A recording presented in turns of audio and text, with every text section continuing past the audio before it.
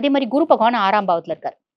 கடன் இல்லாத, எதிரி இல்லாத, நோய் இல்லாத வாழ்க்கைய குடுக்கணும் அப்படின்ற ஒரு பொசிஷன்ல குரு இருக்காரு. ஓ! சூப்பர். சாலிடா அத குடுத்துருவாரு. கவலைப்பட வேண்டாம். வேற என்ன வேணும்? வேற இதுதானே எதுவும் எதிர்பார்க்கிறோம். தேவையில்ல. ஓகே. அவ்வளதான். இதுதான் முற்பகுதி பலன் அப்படின்னு சொல்லலாம். பிற்பகுதியில என்னென்ன விஷயம்? பிற்பகுதியில வந்து பாருங்க, சனி அதே சகாய சனியா தான் இருக்காரு. குருனோட பார்வை இருக்கு 9ஆம் பார்வை.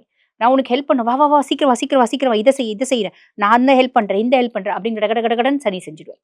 சனி மந்தன். நிதானமா தான் செய்வான். ஆனா இப்ப காலகட்டத்துல ஃபாஸ்டா செய்றாரு. ஃபாஸ்டா செய்வான். சுப பலன்கள் கூடுதலா குடுப்பான் அப்படின்னு சொல்லலாம். இது ஒரு பெரிய பெரிய பெரிய பிளஸ் போடலாம். ராகு 2ஆம் பாவம். ஆனா குருனோட பார்வை இல்ல. குடும்பத்துல வந்து பாருங்க, இப்ப 5 பேர் இருக்காங்க அப்படின்னா 5 பேரும் நான் உங்க கூட பழகுறேன் அப்படின்னா உண்மையான பாசத்தோட பழக மாட்டேன். உங்ககிட்ட எனக்கு ஏதோ ஒரு ஆதாயம்.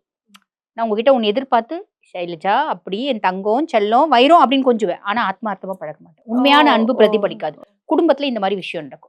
எதிர்பார்ப்போட நான் பழகுற மாதிரி ராகுனோட காரகத்துவம் நிறைஞ்சு இருக்கும். பொதுவா குடும்பத்துல சுக்கிரனோட காரகத்துவம் தான் நிறைஞ்சிருக்கணும்.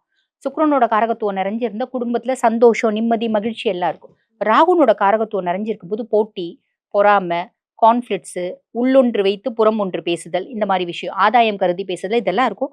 பெருசா கவலை பண்ணணும் இல்ல. காசு ஒண்ணு இருந்தா போதுமா, எல்லாமே மறைஞ்சிடும் அப்படின்ற மாதிரி அமைப்பு தான்மா. ஆமா. பெரிய பிரச்சனையா இருந்தா கூட சின்ன பிரச்சனையா தெரியும் பணக்காரனுக்கு. நமக்கெல்லாம் சின்ன பிரச்சனை கூட பெரிய ரொம்ப பிரச்சனையா பெருசா தெரியும். தெரியும். ஏன்னா நம்மளுக்கு எல்லாம் காசு இல்ல. அவ்வளவுதான். அந்த மாதிரி மிடில் கிளாஸ் ஃபேமிலி. காசு இல்ல, நம்ம ரொம்ப ஏழ்மைன்னு சொல்ல முடியாது. மிடில் கிளாஸ் எப்பயுமே பிரச்சனை. ரொம்ப அடிமட்டத்துல இருக்கவங்களுக்கும் பிரச்சனை கம்மி, ரொம்ப பெரிய லெவல்ல இருக்கவங்களுக்கும் பிரச்சனை கம்மி இல்லையா?